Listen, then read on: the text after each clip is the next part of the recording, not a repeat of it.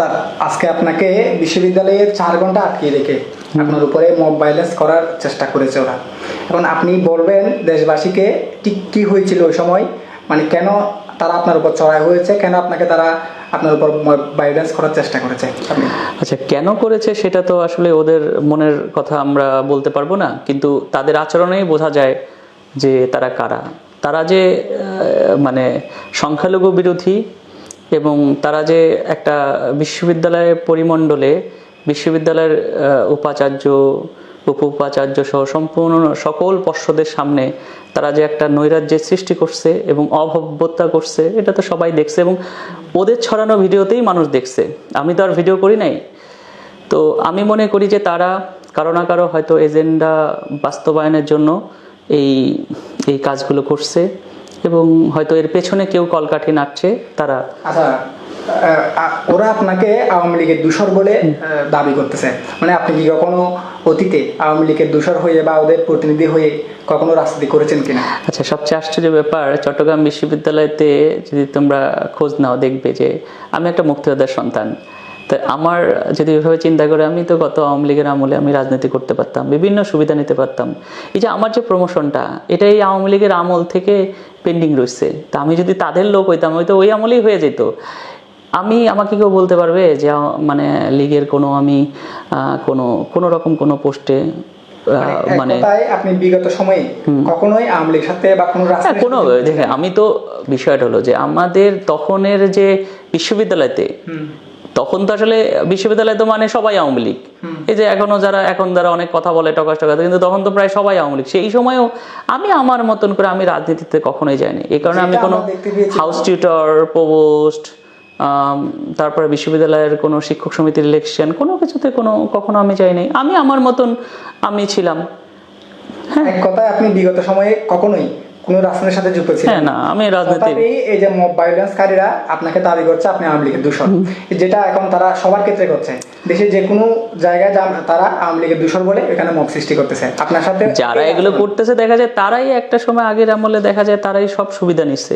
আমি তো আর সুবিধা নেই নাই। আমি সুবিধা নিলে তো আমার ওই আমলে প্রমোশন হয়ে যেত।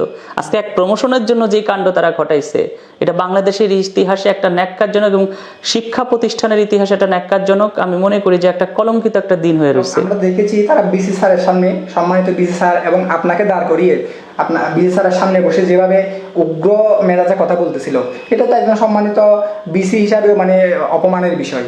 এবং আপনাকে দাঁড় করিয়ে ওরা ছাত্র না? আরে কিভাবে আপনি কিভাবে দেখছো যে কিভাবে লাফাচ্ছিল? এটা কি সুস্থ মানুষের লক্ষণ? আমার তো মনে হয় যে এগুলো সুস্থ মানুষের লক্ষণ না। এবং মব সৃষ্টিকারীদের আরো যেটা বড় দাবি, আপনি বাংলাদেশে ভারতীয় আধিপত্য বিস্তার করার চেষ্টা করছেন এবং তাদের সেই দাবির না, এটা কিভাবে ভারতীয় আধিপত্য কিভাবে? তাদের দাবি হচ্ছে আপনি ভারতের বিভিন্ন রাজনৈতিক নেতাদের সাথে বিগত সময়ে ছবি তুলেছিলেন। এবং আমার প্রশ্ন হচ্ছে আপনি সেটা কি বিভিন্ন প্রেক্ষাপটে তুলেছেন? আচ্ছা, আমি ওখানে 5 বছর পড়াশোনা করছি। আমরা কি একেবারে সেখানে 5 বছর পড়াশোনা করছি বিভিন্ন প্রোগ্রামে, যেমন আমাদের বিশ্ববিদ্যালয়তে বিভিন্ন মন্ত্রী এমপিরা আসছে, তো তাদের সাথে দেখা হবে না? আর আমি বাংলাদেশের মুসলিমরা যদি পৃথিবীর যে কোনো দেশের মুসলিম দেশের, যেমন সৌদি আরব বা বিভিন্ন আরবের দেশগুলোর সরকারের মন্ত্রী মিনিস্টারের সাথে ছবি তুলতে পারে, সেখানে সমস্যা নাই। তা আমি যদি ভারতের আমার হিন্দু সম্প্রদায়ের কোনো নেতার সাথে ছবি তুলি, সেখানে সমস্যা না? এরা তুলতে পারবে, কিন্তু হিন্দুরা তুলতে পারবে না। এই যে মানসিকতা, এই যে ওরা যোগী আদিত্যনাথের ওইখানে ওই প্রোগ্রামটা হয়েছে মানে একটা নাথ পন্থের উপরে একটা প্রোগ্রাম, এবং আমি একটা একাডেমিক পারপাসেই ওখানে গেছিলাম। ওইটা প্রোগ্রামটা করছে দীনদয়াল ইউনিভার্সিটি। তাহলে গোরখপুরে সেই দীনদয়াল ইউনিভার্সিটি একাডেমি, এবং পুরো সেটা ডিটেলস আমার টাইমলাইনে লেখাও আছে। বিষয়টা হচ্ছে আপনি একজন শিক্ষক হিসাবে, ইউনিভার্সিটির শিক্ষক হিসাবে অন্য একটা ইউনিভার্সিটির প্রোগ্রামে গেছেন, অ্যাটেন্ড করছেন, সেখানে একজন রাজনৈতিক নেতার সাথে দেখা হয়েছে। সেটা সবগুলো এরকমই। আপনার কি ব্যক্তিগতভাবে যোগী আদিত্যনাথ বা অন্য কারোর সাথে কি কোনো সম্পর্ক? না, এরা অনেক হাই প্রোফাইলের মানুষ, এদের সাথে তো যোগাযোগ থাকা, আরে এদের পিএস এর সাথেই কারো যোগাযোগ থাকে না। তো এগুলো কি বলবো, ওরা যেভাবে দাবি করে একদম মানে পার্সোনালি সম্পর্ক আছে, আপনি যেমন বাংলাদেশে ভারতীয় আধিপত্য বিস্তার করছেন, ওরা তো কত কথাই বলে। মেইন কথা হলো এদের না, আমি হিন্দু মাইনরিটি নিয়ে কাজ করি, এইটা করা যাবে না। এটা যে করবে তাকে তারা ট্যাগ দিয়ে বিভিন্ন রকমের দিয়ে তারা ঘরে বসাই দেবে। এটা হলো তাদের একটা বিকৃত মানুষ এটা চিন্তা করে না। এই যে ব্যক্তিগুলো করতেছে ওরাও ধর্মীয় প্রতিষ্ঠানের, এই যেমন নিউজগুলোতে আসলো, তারা দেখলাম কয়েকটা ধর্মীয় সংগঠনের সাথে যুক্ত। তাহলে তোমরা যদি ধর্ম পালন করো, আরেক লোক ধর্ম পালন করলে তোমাদের চুলকানি উঠা যায়। মানে বিষয়টা হচ্ছে মানে এরা করবে কিন্তু অন্যরা কেউ করতে পারবে না ধর্ম, এটা হলো তাদের। আমরা যেটা ওভারঅল দেখতে পাচ্ছি, আপনার উপর সুনির্দিষ্ট কোনো অভিযোগ নেই আপনার বিশ্ববিদ্যালয় ক্যাম্পাসে, এবং যারা মব ভায়োলেন্স করছে তারা আপনার আরে যাদের অভিযোগ থাকে তাদের তো ডিপার্টমেন্ট থেকে আসে। আমার এই যে আজকে যে এগুলা এত লাফালাফি করছে, এর মধ্যে আমার ডিপার্টমেন্টে একটা স্টুডেন্ট আছে নাই। তাহলে ওরা যেটা করতে চাচ্ছে, ওরা বাইরে বহিরাগত এসে সুনির্দিষ্ট কোনো অভিযোগ ছাড়া, এরা তো সাম্প্রদায়িক একটা মনন থেকে এগুলো করছে, এবং সাম্প্রদায়িক মনন, সাম্প্রদায়িক উস্কানি, এবং বিশ্ববিদ্যালয়ের প্রশাসনের ভেতর থেকে কিছু মানুষ এই সমস্ত সাম্প্রদায়িক উস্কানিতে ওদের উৎসাহিত করছে। স্যার, আমরা যেটা দেখি সচরাচর, আপনি বাংলাদেশে হিন্দু নির্যাতনের বিপক্ষে সবসময় লেখালেখি করেন, এবং হিন্দু যে অধিকারগুলো সেগুলোর পক্ষে আন্দোলনের সক্রিয় ভূমিকা ছিল। এখন কি হিন্দুদের পক্ষে কথা বলাতে কি আপনার উপর তারা চড়াও হয়েছে? হ্যাঁ, এটা তো অবশ্যই। এটা মাইনরিটিদের পক্ষে কথা বলাতেই তাদের এটা তো যে কোনো একটা বাচ্চা মানুষও বুঝবে। আমরা বাংলাদেশের প্রেক্ষাপটে দেখতে পাই যে এখানে মেজরিটি হচ্ছে মুসলিমরা, তাদের পক্ষে হেফাজত ইসলাম, জামাত ইসলাম, আরও যে বিভিন্ন ধর্মীয় সংগঠনগুলো কাজ করে। হিন্দুদের পক্ষে সরাসরি কোনো সংগঠন ব্যক্তি তেমন কাজ করার সাহস পায় না, করে না সচরাচর। এই যে এরকম ভাবে তাকে ব্লেম করবে, মামলা দেওয়ার হুমকি দিবে, এইভাবে এটাই তো আমি তো এটার বড় উদাহরণ যে একজন শিক্ষক, একজন সম্মানিত শিক্ষক, একজন অধ্যাপক, আপনি হিন্দুদের পক্ষে কথা বলতেই পারেন। একজন আপনি মানুষ হিসেবে, স্বতন্ত্র ব্যক্তি হিসেবে আপনার সেই অধিকার আছে। এখন তাদের যেটা লক্ষ্য বোঝা গেল, তারা আপনাকে থামিয়ে দেওয়ার জন্য, কেন আপনি হিন্দুদের পক্ষে কথা বলতে পারবেন না, সেই লক্ষ্যে সম্ভবত আপনাকে থামিয়ে আপনার উপর ভায়োলেন্স করার চেষ্টা করেছে। যাই হোক স্যার, আমরা সচরাচর যেটা দেখি, এরকম মব সৃষ্টির পিছনে কোনো একটা রাজনৈতিক বা ধর্মীয় উদ্দেশ্য থাকে, বা কোনো একটা রাজনৈতিক নেতা আপনার ডিপার্টমেন্টে হইতে পারে পদবীর জন্য, এরকম কোনো বিষয় আছে নাকি? না, এটাতে একটা স্পষ্ট, আমার দেশে নিউজ হয়েছে, সেই নিউজ নিয়ে চলে আসছে।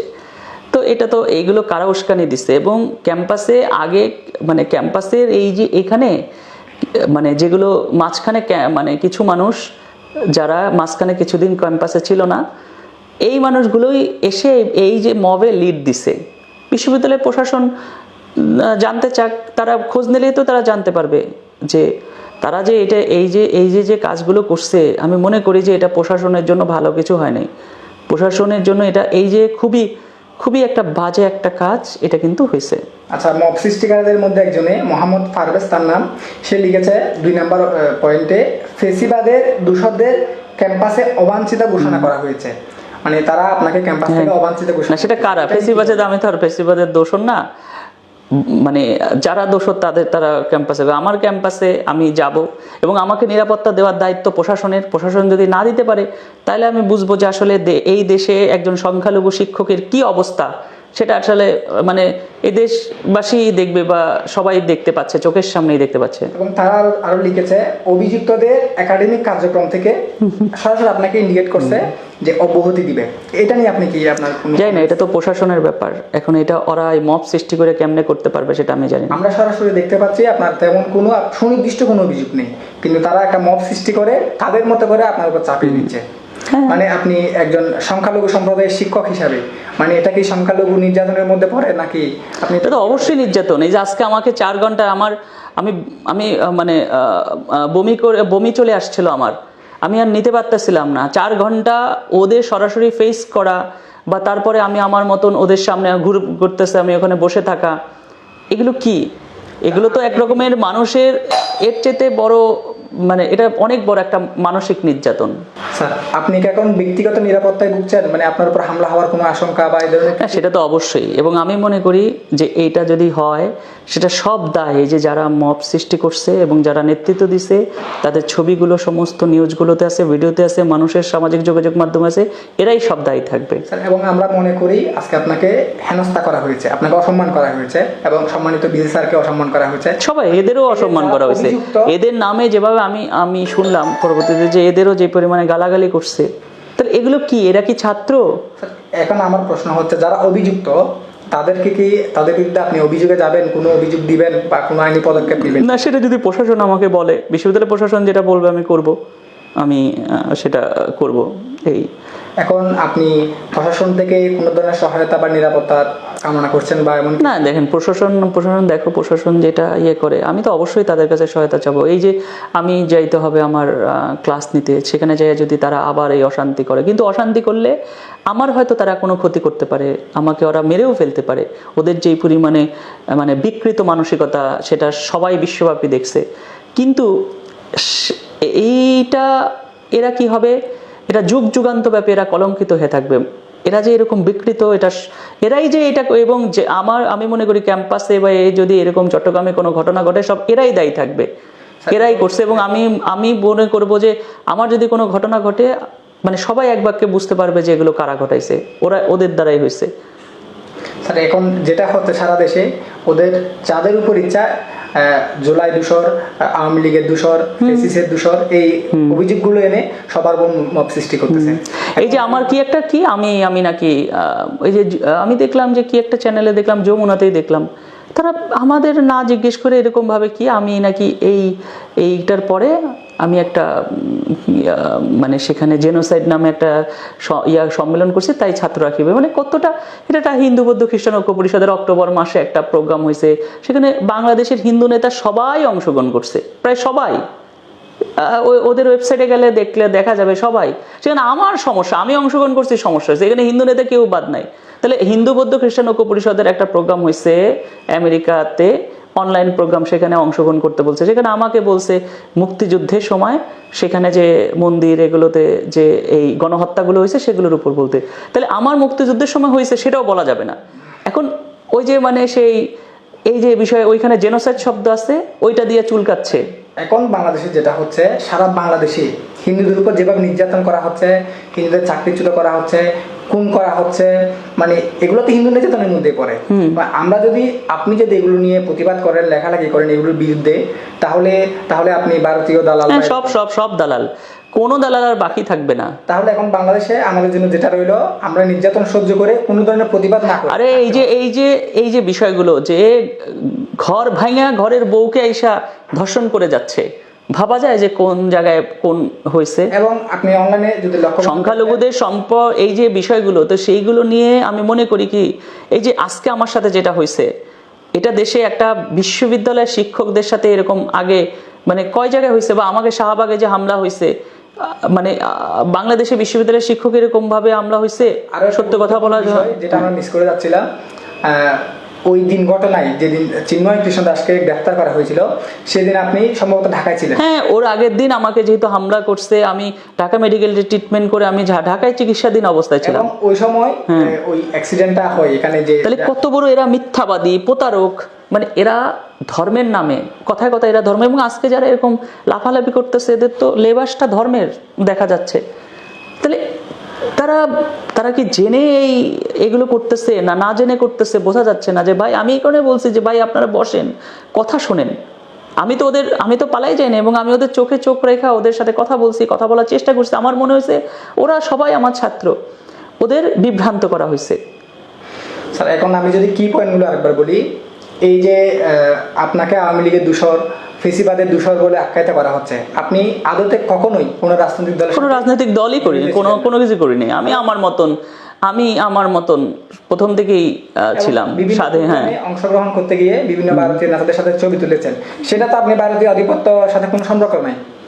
তাহলে এটা আমার বিভিন্ন প্রোগ্রামে গেছি, সেখানে দেখা হয়েছে, ছবি দেওয়া হয়েছে। এখন আমরা কি এরকম যে পাশে একজন গুরুত্বপূর্ণ ব্যক্তি থাকলে, আমরা তো গুরুত্বপূর্ণ ব্যক্তি থাকলে তাদের সাথে, তারাও তো আমাদের বক্তব্য শুই না, আইসা কথা বলে।